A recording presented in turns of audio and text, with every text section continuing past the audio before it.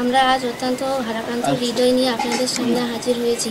প্রতিবেশী হিন্দু সম্প্রদায়ের রতন ও স্বপন দোকান ক্রয় বাবদ নগদ টাকা প্রদান করেছি। পরবর্তীতে আমাদের নিকট ওই দোকান ঘর স্থানান্তর না করে তাদেরকে প্রদানকৃত টাকা আত্মসাৎ এর উদ্দেশ্যে উল্টে আমাদের দাদন ব্যবসায়ী সাজিয়ে রতন ও স্বপন তাদের নেতৃত্বে এলাকায় সহজ সরল সাধারণ মানুষদের নিয়ে ভক্তিহীন বর্ণাঢ্য ও মনগড়া কাহিনী সাজিয়ে আমাদের বিরুদ্ধে মানববন্ধন করেছে। ফলে তাদের এমন কর্মকাণ্ডে এলাকায় আমাদের সম্মান ক্ষুণ্ণ হয়েছে। এমনটা অবস্থায় তাদের এমন ষড়যন্ত্রমূলক অপপ্রচারের তীব্র নিন্দা ও প্রতিবাদ জানাচ্ছি।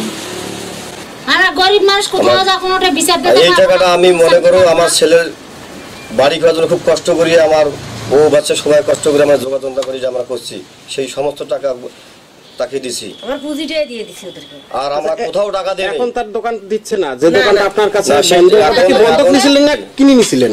বন্ধ রাখছিলাম আছে, সেই এখন দোকানও যাচ্ছে না এবং প্লাস আমার টাকাও দিচ্ছে না, উল্টা আবার আমার বিরুদ্ধে তারা মানববন্ধন করলো। আমাদের যে মান সম্মান নিয়ে উনি চিনিবুনি খেলতেছে, আমরা তো সমাজে একটু ঘুরে ফেরা করি, দোকানপাট করি, ব্যবসা বাণিজ্য করি, কিন্তু আমরা রতন স্বপ্নকে কিন্তু আমার দুলেভাইয়ের কাছ থেকে উনি নিয়ে গেছে, তবু আমাদের কেন হেরাফেরি করতেছে, আমাদের মান সম্মান নিয়ে কেন খেলতেছে? আমরা সমাজে মুখ দেখাতে পারতেছি না, আমাদেরও বাচ্চা কাচ্চা উঠতেছে, আমাদের বাচ্চার ঘরে বিয়ে দিতে হবে।